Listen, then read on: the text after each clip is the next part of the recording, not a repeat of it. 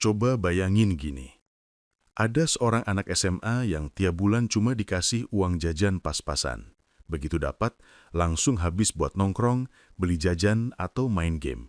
Nggak pernah kepikiran buat disisihin, apalagi diputerin. Fast forward 10 tahun kemudian, anak itu udah kerja, punya gaji tetap, bahkan lebih gede dari bayangan dia dulu. Tapi anehnya, rasa pas-pasan itu masih sama. Gaji masuk, seminggu kemudian udah lenyap.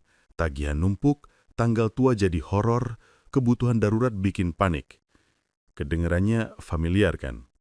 Sekarang bayangin, kalau dari dulu kita udah ngerti cara mainin uang. Bukan cuma tahu cara nari duit dengan kerja keras, tapi juga tahu gimana bikin duit kerja balik buat kita. Dari remaja udah ngerti, bedain mana aset, mana liabilitas. Udah paham kalau uang kecil yang ditaruh di tempat tepat bisa tumbuh jadi besar. Mungkin hidup kita sekarang lebih ringan. Nggak perlu kerja mati-matian cuma buat nutupin tagihan. Nggak panik tiap kali ada kebutuhan mendadak. Dan yang paling penting, uang nggak lagi jadi sumber stres utama. Sayangnya kebanyakan dari kita baru nyadar setelah bertahun-tahun kerja, gaji habis tanpa sisa, dan waktu udah nggak muda lagi. Baru ternyata seharusnya uang itu diputar, bukan sekedar dipakai. Tapi kabar baiknya, nggak peduli kamu ada di titik mana sekarang, masih ada waktu buat mulai. Nggak harus jago, nggak harus sempurna, yang penting paham dasarnya dan berani jalan pelan-pelan. Jadi, yuk, kita kupas bareng. Sebenarnya, muterin uang itu nggak serumit yang kita bayangin. Banyak orang langsung mikir, oh ini pasti soal investasi gede, saham, atau bisnis miliaran. Padahal enggak. Muterin uang bisa sesederhana ngelola apa yang udah ada di tanganmu sekarang. Bayangin kamu lagi pegang Rp500.000. Daripada diam aja di dompet atau ngendap di rekening, kamu pakai buat beli barang yang gampang laku di online shop. Kamu jual dengan harga sedikit lebih tinggi, dapat untung, terus bisa diputar lagi buat beli stok baru. Dari situ uangmu udah jalan. Dia nggak nganggur, tapi berubah jadi modal yang terus berkembang. Atau cara lain, kamu taruh uang itu di instrumen yang kasih imbal hasil, misalnya reksadana pasar uang, deposito, bahkan fitur bunga harian di e-wallet. Memang keuntungannya nggak gede banget, tapi poinnya uangmu kerja. Dia nggak lagi tidur, melainkan pelan-pelan nambah. Masalahnya, banyak orang salah paham. Mereka nunggu sampai punya uang banyak dulu baru mikir soal muterin uang. Padahal justru kebalikannya, uang bisa diputar dari nominal kecil. Kuncinya bukan jumlah, tapi kebiasaan. Kalau kamu udah terlatih muterin uang dari kecil, nanti pas pegang jumlah yang lebih besar, kamu udah ngerti cara maininnya. Muterin uang pada akhirnya bukan soal angka, tapi soal pola pikir. Begitu cara pandang kita terhadap uang berubah, cara kita ngatur hidup pun ikut berubah. Dan tahu nggak, alasan kenapa banyak orang gagal muterin uang itu simple. Dari kecil kita nggak pernah diajarin. Kita bisa hafal rumus fisika, ngerti sejarah dunia, tapi nggak pernah benar-benar paham gimana caranya ngelola gaji pertama biar nggak langsung habis.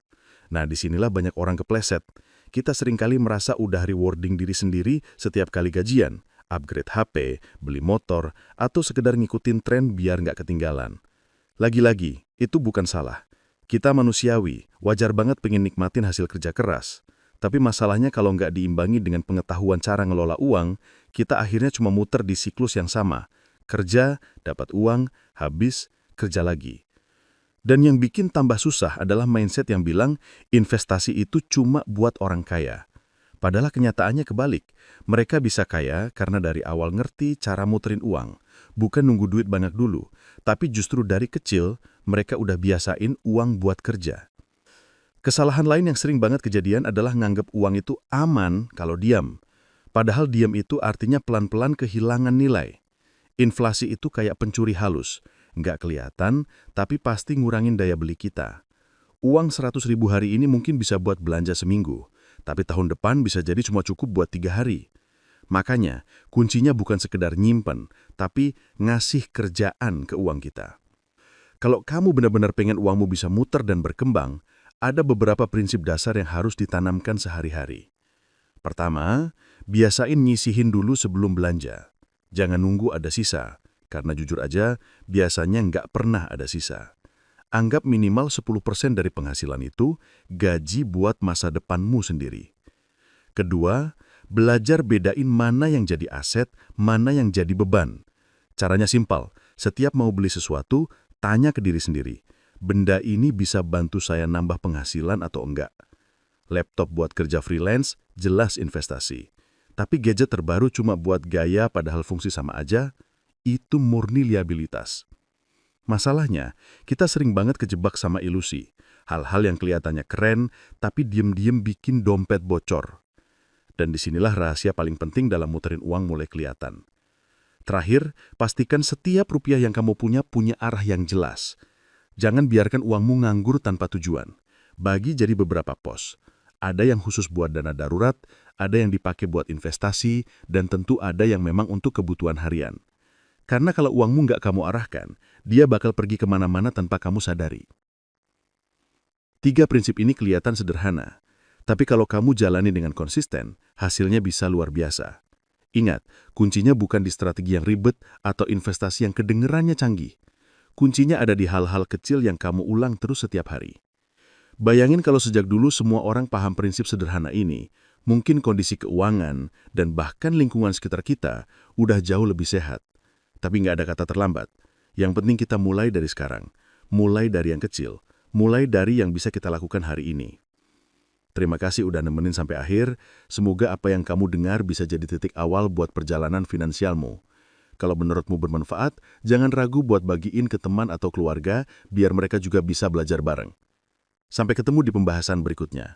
Dan ingat, biar uang kerja buat kamu, bukan kamu yang terus kerja buat uang.